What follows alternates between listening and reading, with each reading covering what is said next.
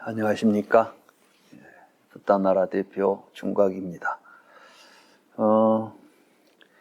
지난번에 저희들은 이제 우리가 지금 알고 있는 윤회설이 언제 만들어진 것인지, 네. 뭐 아비달마 부파불교 시대 때 윤회설을 네. 그 당시 이제 인도 사람들이 사회적으로 윤회한다는 사실을 너무 당연하게 믿고 있었던 사회 분위기 아니었겠습니까? 그렇죠. 이제 그 사회 분위기 속에서 부처님은 이제 윤회한다는 생각이 사실은 무지에서 비롯된 생각이다. 그걸 벗어나야 된다. 이런 이야기를 가르쳤는데, 네.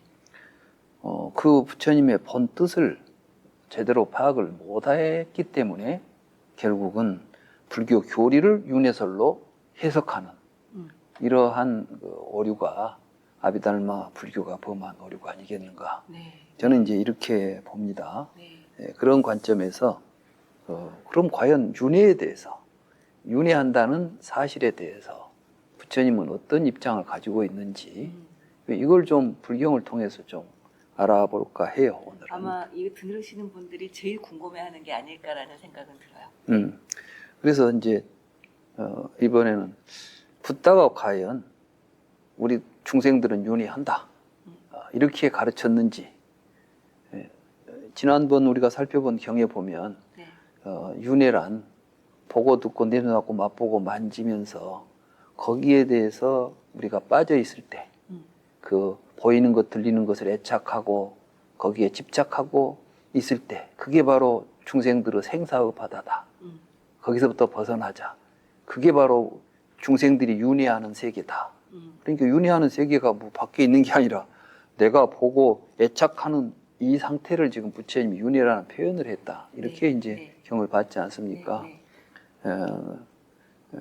그랬기 때문에 우리가 알고 있는 그 윤회, 어떤 것이 어디로 돌아다니, 그것이 뭐 상속을 해서 가든 어떻게 해서 가든 간에 다음 세상이 뭐 전생이 어쩌고 내세가 어떻고 이런 이야기들에 대한 네. 부처님의 생각은 어땠을까? 이걸 좀 우리가 경에서 살펴볼 필요가 있겠다. 네. 오늘 이런 생각이 좀 듭니다. 네. 마지막 니까야에 갈망하는 마음의 소멸 경이라는 경이 있어요. 마땅하 쌍카야 소타라고 하는 경인데, 네. 이 경에 보면 부처님의 제자 가운데 사띠라는 이름의 제자가 있었어요. 이름은 굉장히 좋네요. 사띠. 근데 네. 이 사띠라는 비구가 돌아다니면서 이런 주장을 하는 거예요. 우리 부처님께서 식이 윤회한다. 이게 이제 안이비설신을 식 있잖아요. 식. 네. 네. 색수상 행식할 때 식. 네. 네. 이 식이 윤회를 한다. 그건 내가 부처님한테 들은 말이다. 부처님은 분명히 식이 윤회한다고 우리에게 말씀하셨다. 이렇게 이제 말하고 돌아다니니까 이분이 삼세 양중인과의 그 시초이신 거 아닌가요? 네. 이제 그런 생각을 했죠. 네. 네. 그러니까 이제 다른 비구들이 아니 언제 부처님이 그랬냐, 그런 이야기 한 적이 없지 않냐. 아니다, 나는 분명히 들었다고 이제 또 옆에서 가르쳐 주면 좀 반성을 해야 되는데 네. 그렇지 않고 자기 주장만 하는 거예요. 그래서 이제 부처님한테 가서 이 사실을 알립니다. 그러니까 부처님이 두고 깜짝 놀라죠. 그래서 사띠를 불러요. 그래가지고 하신 말씀이 뭐라고 하냐면, 어리석은 사람아, 누구에게 내가 그런 가르침을 가르쳤다고 그대는 알고 있는가? 어리석은 사람아, 내가 여러 가지 방법으로 갖가지 비유를 들어서 조건에 의지하여 함께 일어난 식에 대하여 이야기하면서 조건이 없으면 식은 생기지 않는다라고 하지 않았던가? 어리석은 사람아, 그런데 그대는 자신이 잘못 파악한 견해로 우리를 중상하고 우리를 해치고 많은 죄를 짓는구나. 어리석은 사람아, 그것은 그대에게 오랜 세월 동안 무익한 괴로움이 될 것이다. 그러니까 부처님께서는 우리는 지금 뭐 식이, 근데 이제 아비달마 불교에 가면 식이 모태에 들어가지고 명색이 되고, 그렇죠. 명색이 이런 식으로 이야기하는 것은 완전히 싸띠 생각인 거예요. 그렇죠. 그 부처님은 무슨 놈의 식이 있어갖고 돌아다닌다고 이야기를 했다. 식은 인연이 있으면 생기고 인연이 없으면 연기하고 있는 상태에 있는 것이지 식이라는 게 어디 실질적으로 존재하고 있지 않다는 거예요. 우리는 여기에서 부처님께서 말씀하신 그 무상이라는 말의 의미를 좀 생각해 봐야 돼요. 네. 오는 무상하다 이렇게 말할 때 이제 무상, 식도 네. 무상하다는 이런 이야기 하지 않습니까? 네. 왜 무상하다고 하느냐면 연기하기 때문에 무상하다 이런 이야기를 하는 거예요. 네. 근데 아비달마 불교는 이 무상을 연기하기 때문에 무상하다는 것이 아니라 찰나 동안 생멸한다고 해서 그래요. 무상을. 네. 그러니까 찰나 생멸 즉 무상이죠. 그러니까 찰나라는 것은 시간적으로 짧은 시간이지만 네. 사실은 시간이 있는 거예요. 그렇죠. 그러니까 생할 때하고 멸할 때가 동시에는 있을 수 없잖아요. 그렇죠. 그러면 그 가운데가 주하는 시간이 있는 거야. 머무는 시간. 그러면 어떤 것이 존재한다면 우리는 항상 시간 속에 존재해야 되고 네. 시간 속에 존재한다면 아무리 짧아도 얼마 동안은 있어야 돼. 말하자면 0.0001초라 하더라도 그렇죠. 간격 속에 있단 말이죠. 시간이라는 간격 속에. 네. 시간이라는 단어 자체가 사이라는 뜻이 있잖아요. 네. 네. 그걸 가지고 찰나 생멸로 해서 유가 생멸하고 뭐 사유가 가는 이런 모든 무상한 과정들을 아비달마는 시간을 찰나적으로 이해하면서 해석했던 거예요. 네. 근데 사실 부처님은 찰나라는 생각을 무상이라고 보지 않아요. 무상은 지속성 없음이야. 아예 아예 짧은 시간조차도 네. 시간의 간격이라는 것 자체를 설정할 수가 없다는 거지. 시간은 그렇게 작은 시간이 모여서 큰 시간으로 되는 게 아니라 그냥 우리들의 의식 속에서 파악되는 것이 시간이지 네. 시간 자체가 네. 의식의 대상으로서 시간이 있고 그걸 내가 인식하고 이런 구조가 아니라고. 그 세상 만사가 그래. 불교는 보는 자와 보이는 것이 네. 동시에 연기하고 있지 네. 네. 시간과 공간 속에 보는 자와 보이는 자가 대립해 있질 않아요. 근데 아비달마 불교는 네. 그 지점을 이해 못했기 때문에 시간과 공간 속에 나도 있고 대상도 있고 나도 찰나적으로 존재하고 저것도 찰나적으로 존재하고 이 무상성 속에 모든 것들이 다루마들이 상호관계를 한다. 이런 식의 이해를 하게 된 거예요. 네. 근데 이런 이해는 너무 이제 좀 그 이해가 보통 사람들은 쉽지 않아요. 그래서 그 이해가 너무 어렵고 그래서 아비달마 불교는 결국 찰나서를 네. 무상이라는 개념으로 그래서 지금도 아비달마 쪽에서 이제 뭐 수행을 할 때 삼매조차도 찰나 삼매. 삼매에 든다면 아주 짧은 무상한 가운데서 삼매에 든다면 찰나 동안 삼매가 이어진다는 거예요. 이게 오랫동안 삼매를 한다는 건 찰나가 이어져서 긴 삼매가 되고 막 이런 식으로 이야기하잖아요. 네. 찰나라는 개념 자체가 우리들이 만들어낸 개념이지 시간이 찰나적으로 존재하지 않는다는 거예요. 네. 근데 아무튼 이러한 이제 기본적으로 부처님 말씀하신 무상고 무아에 대한 네. 해석 자체가 아비달마 불교 때 이제 상당히 왜곡이 됐다. 예, 그래서 이제 이런 네. 식이라는 것은 연기한다. 그 말은 무엇이냐면 자 안과 색을 연해 안식이 생기잖아요. 네. 볼 때만 보이지 색이 있지 안 볼 때는 식이 사라지는 거예요. 그렇죠. 그러니까 지금 내가 있어도 네. 내 식도 태어날 때부터 내가 식을 가지고 죽을 때까지 존재하지 않아요. 그러니까 본유라는 것 자체가 설정이 안 돼 버리는 거예요. 태어나서 그렇죠. 죽을 때까지 온이 본유로서 존재할 수가 없어. 찰나 동안도 존재하지 않아. 연기하고 있을 뿐이야. 인연에 의해서 나타나고 인연이 사라지면 순간 같이 사라지는 거야. 그러니까 쌈우빠다. 함께 나타나고 함께 사라지지 무엇이 나타난 다음에 그 다음에 나타나고 이런 시간적인 뭐 상속할 틈도 없어. 그러니까 상속이라는 개념 자체가 아예 성립이 안 되는 거예요. 무상 개념 속에서는. 근데 그런 걸 이해를 못하니까 자꾸 이제 우리들의 그 인지 한도 안에서만 뭘 이야기하니까 오히려 내가 이런 이야기하면 내 이야기가 오히려 무슨 말인가 싶죠. 오히려 아비달마에서 설명하는 이런 내용들은 훨씬 우리가 이해하기 쉽잖아요. 왜 이해하기 쉽겠어요? 그냥 나라고 하는 존재가 있다라고 생각을 해버리면 그러면 당연히 내가 존재하는 시간과 공간이라는 게 생기고 그리고 내가 만난 대상이 생기게 되는 거니까 그렇게 되면은 그렇게 세상을 파악한다면 그러면은 아비라마서 얘기하는 것이 훨씬 더 좀 다가올 것 같기는 해요. 네. 그렇지. 근데 아비달마 이론이 우리에게 쉽게 먹히는 것은 네. 내 생각하고 같으니까 그런 거야. 네. 나의 네. 사유 구조가 네. 같이 맞아 떨어지니까 이해가 되죠. 그렇죠. 근데 그것이 안 맞아 떨어지면 이상한 소리처럼 들리는 거예요. 근데 부처님께서는 왜 어떤 말씀을 하시고 계시냐면 그런 식으로 생각하니까 문제가 생겼다고 이야기하면서 생각하는 우리들의 시각 자체를 바꾸라. 네. 잘못된 시각을 가지고 있는 걸 무명이라고 했는데 그렇죠. 그 무명을 바꾸라고 했더니 그 무명을 가지고 교리를 해석해 버리니까 그렇죠. 문제가 생기는 거예요. 그래서 이제 우리가 경을 잘 읽어보면 네. 우리가 가지고 있는 생각이 얼마나 잘못된 것인가 하는 이야기를 네. 이어서 이런 이야기를 합니다. 네. 비구들이여 그대들은 이와 같이 알고 이와 같이 보면서도 이것은 무엇이냐면 이제 앞에 비구들한테 물어요. 식은 어떻게 해서 생기는가?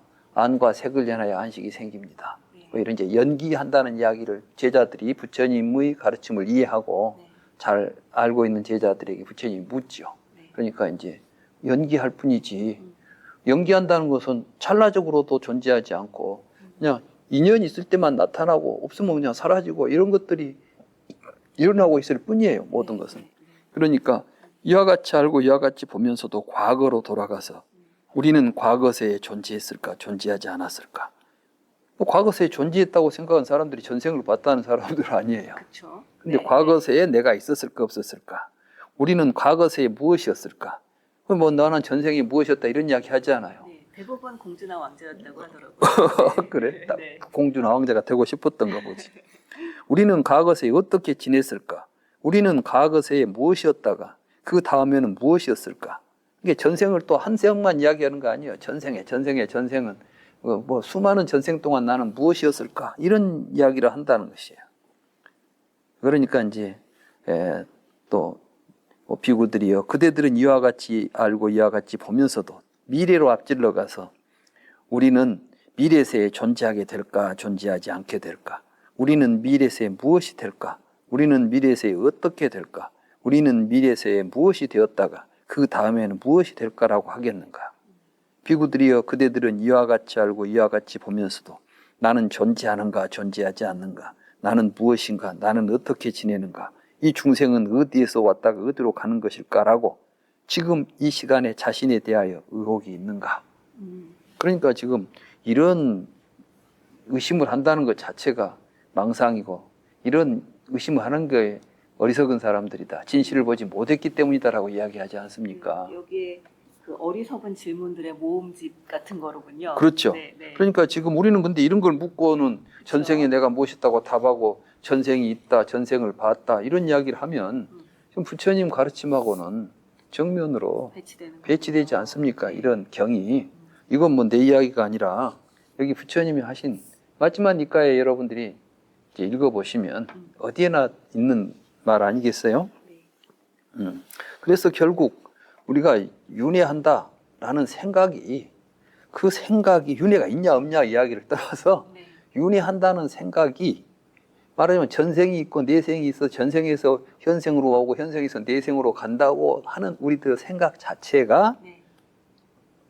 무지하고 어리석은 생각이다. 그래서 이제 그 또 일체의 번외경이라고 하는 네. 그 마지막니까야 두 번째 경입니다. 사바사와라고 하는 숫자인데 네. 무지한 범부는 다음과 같이 이치에 맞지 않는 생각을 한다고. 나는 진실로 과거세에 존재했을까 존재하지 않았을까? 진실로 과거세에는 무엇이었을까? 진실로 과거세에는 어떻게 지냈을까? 나는 진실로 과거세에 무엇이 되어 무엇으로 존재했을까? 나는 진실로 미래세에 존재하게 될까 존재하지 않게 될까? 진실로 미래세에는 무엇이 될까? 진실로 미래세에는 어떻게 지내게 될까? 나는 진실로 미래세에 무엇이 되어 무엇으로 존재하게 될까? 현실에서는 현세의 자신을 의심한다고. 나는 진실로 존재하는가 존재하지 않는가? 나는 진실로 무엇인가? 뭐 어떻게 지낼까? 어디서 와서 어디로 가게 될까? 그래서 이제 무지한 범부가 이와 같이 이치에 맞지 않는 생각을 하면 그에게 6가지 사견들 가운데 하나의 견해가 생긴다. 그러니까 이런 생각을 한 사람들이 하는 생각이 6개 중에 어떤 하나를 이제 하게 돼요. 네. 우리들이 한번 생각해보면 내가 이런 생각을 하고 있는지, 만약에 자기 자신이 이 6가지 생각 중에 하나의 생각을 하고 있다면 그거는 뭐예요? 무지한 범부가 이치에 맞지 않는 생각을 했다는 결론이에요. 네. 그러니까 한번 봅시다. 나의 자아는 존재한다. 이것은 진실이며 확실하다라는 견해가 생기거나, 그게 이제 자아가 있다는 견해도 있고, 나의 자아는 존재하지 않는다. 이것은 진실이며 확실하다는 견해가 생기거나, 우리는 지금 나의 자아는 있냐 없냐 둘 중에 하나라고 생각하잖아요. 그게 벌써 둘 중에 하나라는 생각 자체가 잘못된 생각이라는 거예요. 나의 자아는 존재하지 않는다. 이것은 진실이며 확실하다는 견해가 생기거나, 내가 자아를 가지고 자아를 개념적으로 인식하는 것은 진실이며 확실하다라는 견해가 생기거나, 내가 자아를 가지고 비아를, 나 아닌 것을 개념적으로 인식하는 것은 진실이며 확실하다. 이 말은 무엇이냐면은, 내가 이 자아를 이제 나의 자아가 자아를 가지고 자아를 인식하는 것, 또는 나를 가지고 나 아닌 것을 인식하는 것. 그러니까 말하자면 우리의 인식이라는 거는 이게 이제 자기 자아를 가지고 자아를 인식하는 건 이게 무슨 뜻이냐면 논리학적인 이야기예요. 논리학적으로 컵을 가지고 인식하면 이것은 컵이다라는 인식을 할 때는 컵을 가지고 인식하는 거예요. 근데 이것은 사과가 아니다라고 인식할 때는 이것을 사과가 아닌 다른 것과 비교해서 모순율을 가지고 인식하는 거예요. 이게 우리 이제 논리적 지금 사유예요. 우리들이 보통 어떤 진술을 할 때는 뭐 하냐면 A는 A다라고 진술을 하거나 A는 A가 아니다라고 진술을 하는 거예요. 지금 이 말은 얼른 들어보면 자아를 가지고 자아를 개념적으로 인식한다. 이 말이 무슨 말인가 싶죠? 이것은 뭐냐면 A를 가지고 자아라는 A라는 개념을 가지고 A를 인식하는 거예요. 그 다음에 이제 A는 A가 아닌 것이 아니다. 우리가 이렇게 말할 수 있죠. 책상은 책상 아닌 것이 아니다. 이런 표현을 해. 물론 그렇죠. 말하지는 않지만 우리들의 사유가 있어요. 그걸 보고 이제 모순율이라고 그래요. 우리가 어떤 언어로 표현을 할 때 3가지 논리적인 진술의 태도 방법이 있는데, 하나는 동일률, 그 다음에는 모순율, 비중률, 이 3가지를 가지고 해요. 지금 부처님은 이걸 말씀하셔요. 그러니까 부처님의 이 가르침 속에 부처님이 얼마나 논리적으로 이야기하는데, 이 논리는 합리주의, 다시 말해서 기존의 철학들이 진리를 논술하는 가장 확실한 방법이라고 인정했던 것을 부처님은 그러한 것을 확실한 인식의 근거로 생각하는 것이 어리석은 생각이다라고 이야기하는 거예요. 그러니까 우리가 지금 논리적으로 사유하는 사유조차도 부처님이 볼 때는 이것은 잘못된 무명의 상태에서 하고 있는 일이에요. 그러니까 우리 중생들이 지금까지 했던 논리적으로 이루어냈던 모든 지식체계는 붓다의 견지에서 보면 망상들이죠. 사견들이라고.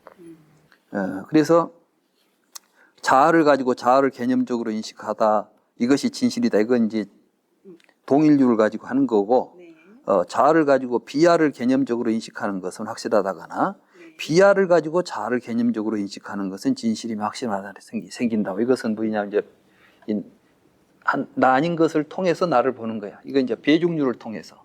배중률이라는 건 뭐냐면은 A가 아니면 B다. 그러니까 이제 A면서 B일 수 없잖아요.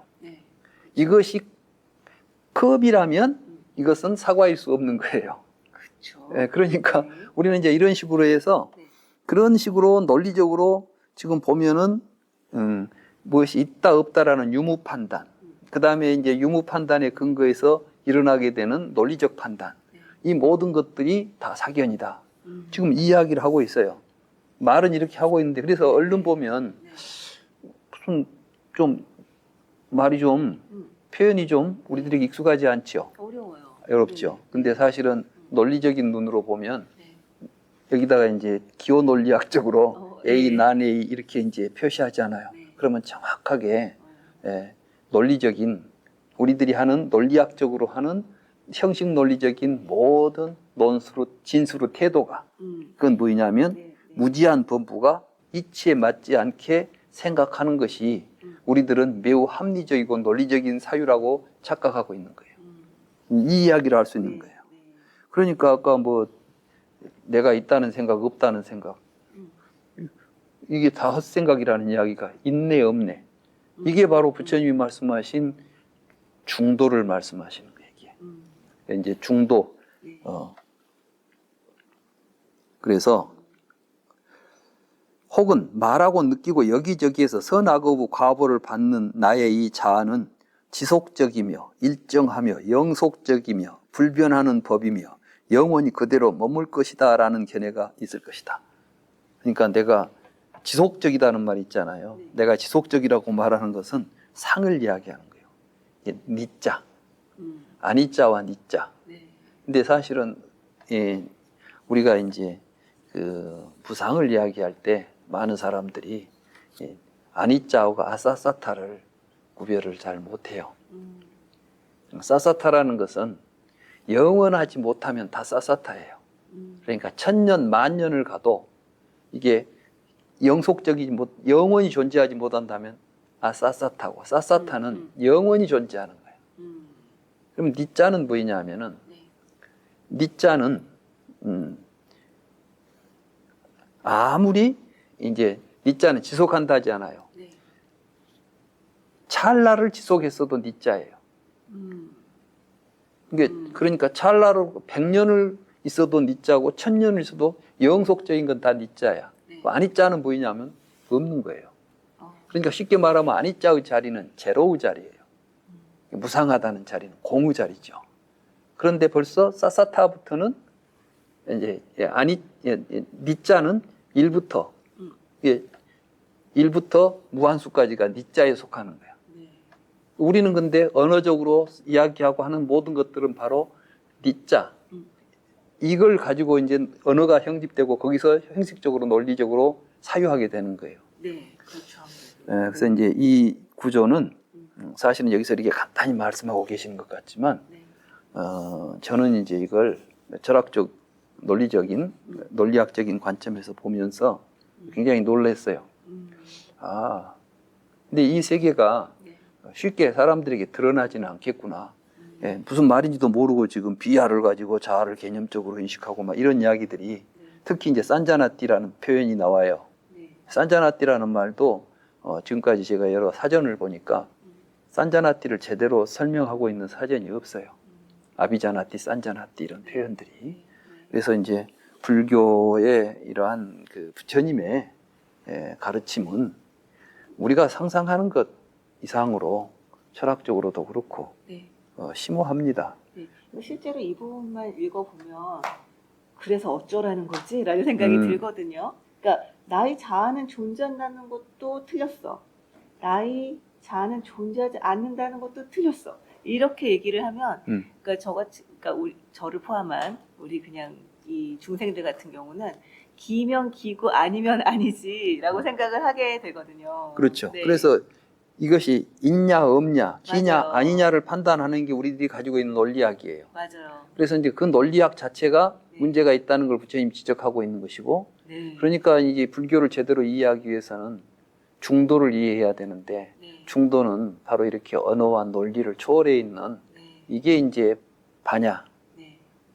빠냐에 의해서 통찰하는 빠자나띠예요. 이거 빠자나띠로 정확하게 자기가 직접 사물을 접해서 파악하는 걸 아비자나띠라고 불러요. 근데 이제 아까 말한 개념, 자아라는 개념, 이렇게 우리는 모든 걸 언어적 개념을 가지고 사유를 하고 있잖아. 맞아요. 이걸 산자나띠라고 불러요.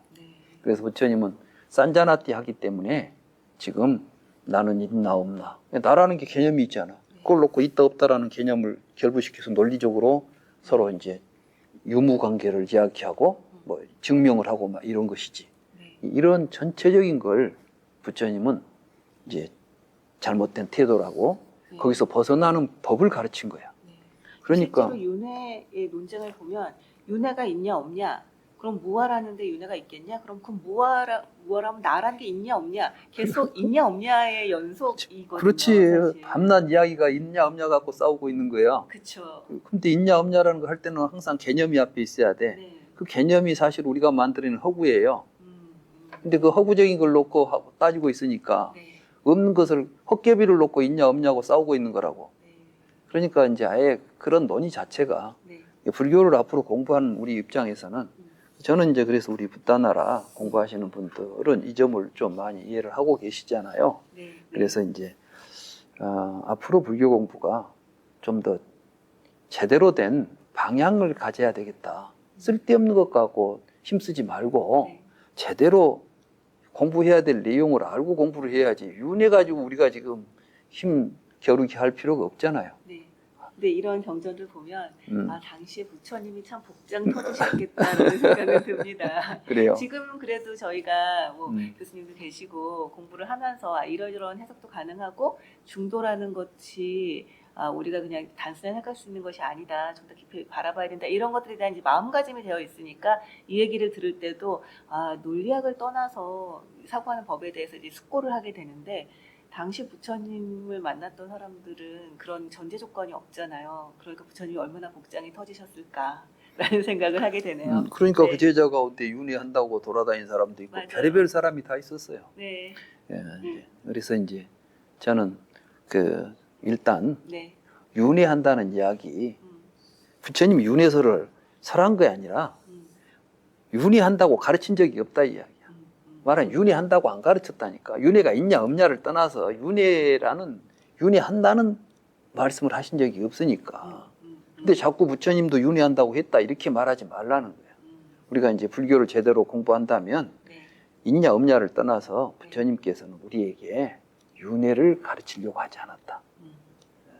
저는 이제 그 점을 좀 분명히 하고 네, 부처님이 하신 그 윤회와 해탈에 대한 네, 이야기를 좀 진행할까 합니다. 네, 또 다음 시간에 네, 또 만나서 또 다른 주제로 네, 살펴보기로 하고 오늘은 여기까지 합시다. 네, 고맙습니다. 네.